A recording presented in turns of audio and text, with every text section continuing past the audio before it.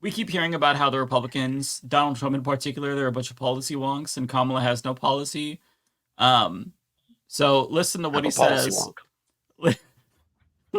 Charlie Kirk is going to ask him about daycare. Listen to what JD Vance says.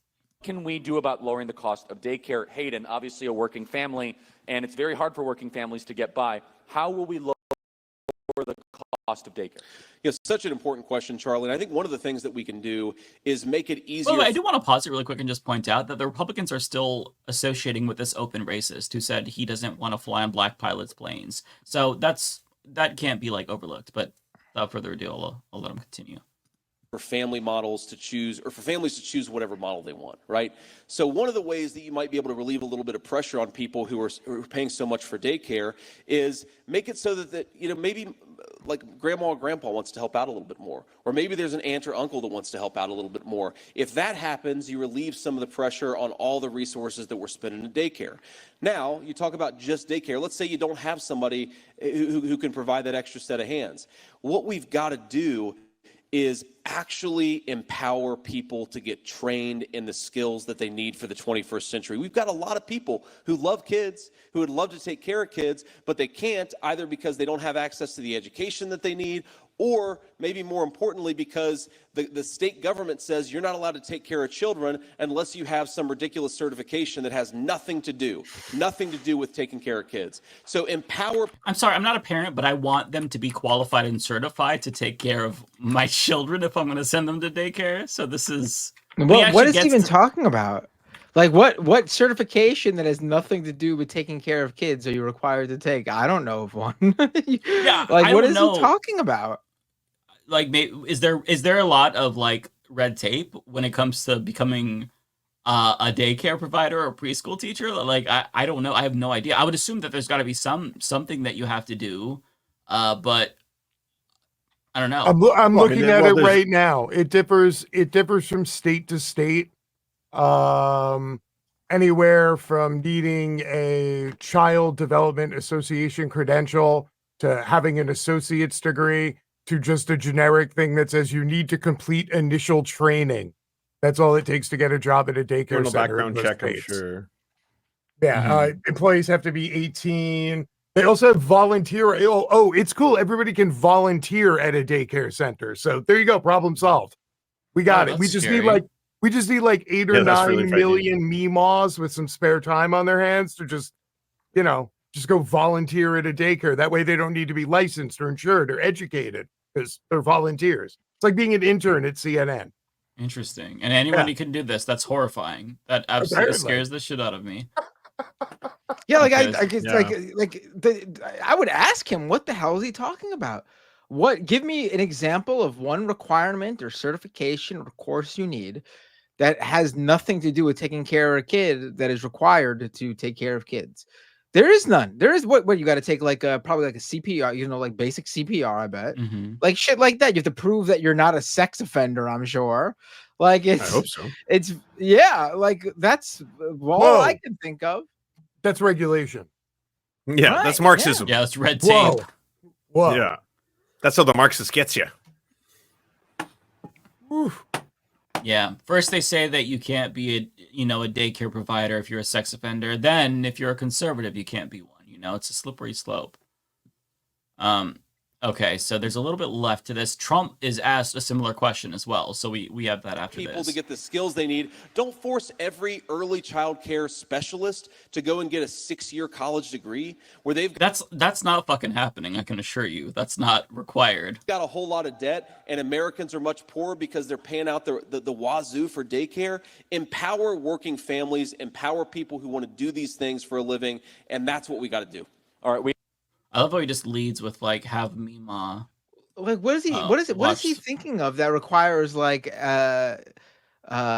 graduate continuing education? Like being like a special education teacher, which makes sense. Like things like that. Like obviously being like an actual teacher requires a teaching degree. Yes, I mean I think they should know how to teach children when they are at their sort of most amendable. Like we want teachers to know how to teach, and how to deal with children in a way that best procures a positive educational environment. Like, what is he talking about? Yeah. I don't think he's actually had to think about this because he's extremely wealthy, so daycare is not a problem. I'm sure they just hire a nanny. But Trump has asked what they would do policy-wise to lower the cost of daycare. I have not pre-watched this, so maybe he says something extremely brilliant, but let's see. If you win in November, we're going to enslave childless women. This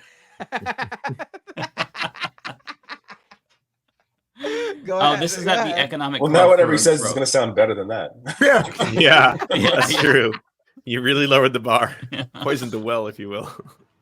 you commit to prioritizing legislation to make childcare affordable, and if so, what specific piece of legislation will you advance? Well, I would do that, and we're sitting down. I was somebody, we had Senator Marco Rubio, and my daughter Ivanka was so impactful on that issue. It's a very important issue. But I think when you talk about the kind of numbers that I'm talking about, that, because look, childcare is childcare. There's something, you have to have it. In this country, you have to have it.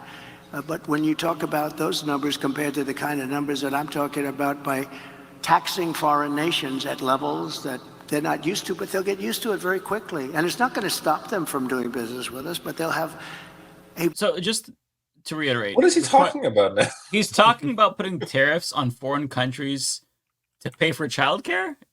What does that have to do with the childcare? This is a much worse answer than JD Vance. JD Vance sounds like Einstein compared to this. Very substantial tax when they send product into our country.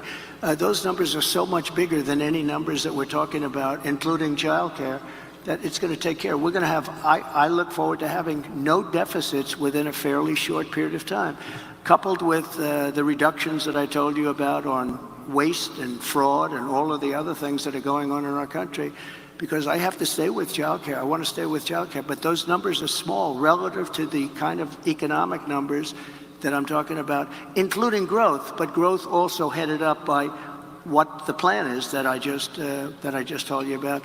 We're going to be taking in trillions of dollars, and as much as childcare is talked about as being expensive, it's relatively speaking not very expensive compared to the kind of numbers we'll be taking in. We're going to make this into an incredible country that can afford to take care of its people, and then we'll worry about the rest of the world. Let's help other people. But we're going to take care of our country first. This is about America first. It's about make America great again. We have to do it because right now we're a failing nation. So we'll take care of it. Thank you. Oh, he said the line, making America great again. Yeah, clap, clap, clap. It's just complete word salad nonsense. Yeah, it's like when your essay has like a 10,000 word requirement and you're only at 5,000, but you need to find some way to get that word count up. I was thinking it sounds exactly like a bad essay answer. Like that's... Yeah, it's terrible. On the or at the same forum, he was asked a different question. I have not seen this video either. We'll just play it. Mr. President. Hi, John. First, let me thank you for your presentation today. President Trump, in the last fiscal year, the fiscal deficit under the Biden administration was approximately $2 trillion. Under the policies you've announced, the deficit would come down from items such as increased revenues from tariffs, as well as eliminating the tax incentives for the Green New Deal. These gains would be mitigated by decreases in revenues from policies such as no tax on tips. Overall, what do you estimate will be the impact of the fiscal deficit from your policies? Well, we just hit record highs at numbers that nobody ever thought possible. You're right, it's over $2 trillion. Nobody thought that was a number that was, I mean, you can go back 4 years, nobody thought a number like that would be possible. It's crazy, it's like, it's just horrible, actually. But yeah, we're $2 trillion, and I view it as profit and loss to a certain extent. A lot of people say, oh, it's trade. You know, you have many people say trade deficits don't matter. I think they matter a lot. I think they matter a lot. We're going to have tremendous growth. What I'm talking about is all about growth. The tax is relatively minor compared to the growth we're going to make. I'm sorry, but like he asked this long-winded ass question that's very specific. Did he expect a cogent answer from Donald Trump? What was he expecting? Like, I'm sorry, that's Also, those people are economists, and Donald Trump is a moron. Why are they asking him a question about economic policy? It's ridiculous. Like, these are all economists that belong to like the New York Economist Association. And this guy's an unemployed game show host. Why? They should ask like just like basic like questions that don't have to do with any politics at all. Just like basic economic. What's a questions deficit? to see what Can you define what deficit is? Yes. Just well, ask for definitions of words. It's a very bad thing. You know, it's terrible for this country. That's what he would do. He would just word salad that too. Our money back on growth. We're going to also, we're going to grow like nobody's ever grown before. I think if this all works out, that's a great you're promise. going to have the auto industry come back We're to gonna grow America. like no Right one's now, ever China grown before.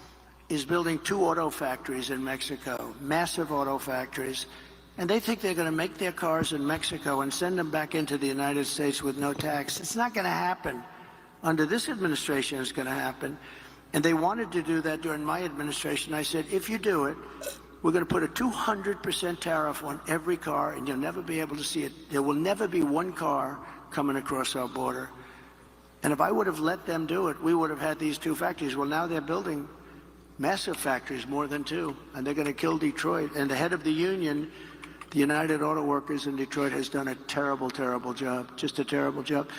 But we're going to bring tremendous growth back. And remember, we're also taking in a certain percentage. I won't name the percentage today, but it'll be a certain tariff percentage, which will be higher than people had heard in the past. And we will be bringing in billions and billions of dollars, which will directly reduce our deficits. Okay, thank you very much. Good job you've done, by the way. Very good. Thank you. Very good. Someone should like AI Kamala Harris's voice over his script and just showcase how fucking low the bar is for that man. Mm-hmm. Like, imagine Kamala Harris said like 3 words of that entire rambling bullshit. Like it would be so obvious that she's insane. Yet he does it. We're just all used to it. It's like, oh yeah, it's Donald Trump. He's a fucking lunatic. He's such a fraudster, and it's so obvious. It's amazing he's been able to amass a following being that fucking stupid. Yeah. Did you Well, not it's met not- it's actually Americans? not too. Yeah, it's not too too shocking. Yeah, We've all just become so accustomed to it that it's normalized now. Yes, we are used to it. I sent a link to you, Mike, by the way, in the private chat. It's a Matt Gaetz answering question, or not a question, but giving a speech and talking about the shooting in Georgia. And I haven't watched it, but the caption it's going around. It sounds like it's not a good response. Oh boy, let's take a look.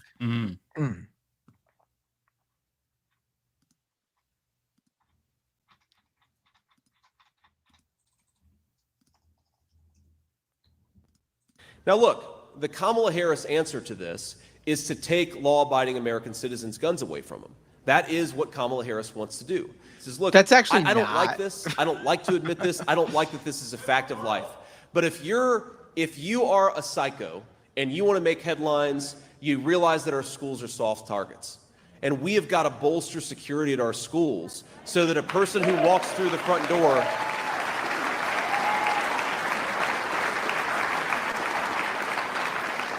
we've got to bolster security so that if a psycho wants to walk through the front door and kill a bunch of children, they're not able to.